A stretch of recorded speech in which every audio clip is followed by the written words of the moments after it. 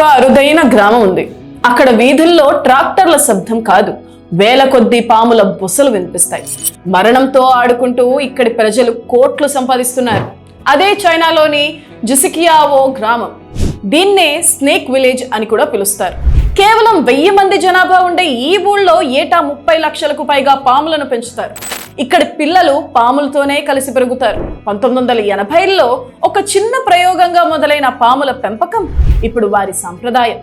King cobra, wipers లాంటి విష సర్పాల చర్మం, విషాన్ని ఔషధ కంపెనీలకు అమ్మి కోట్లు గడిస్తున్నారు.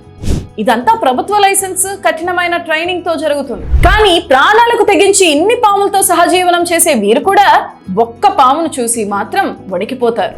అదే 5 స్టెప్ స్నేక్. అది కరిస్తే కేవలం 5 అడుగులు వేసే లోపే మనిషి చనిపోతాడట. ఇలాంటి మరెన్నో ఆసక్తికరమైన విషయాల కోసం వెంటనే మన ఛానల్ని సబ్స్క్రైబ్ చేసుకోండి.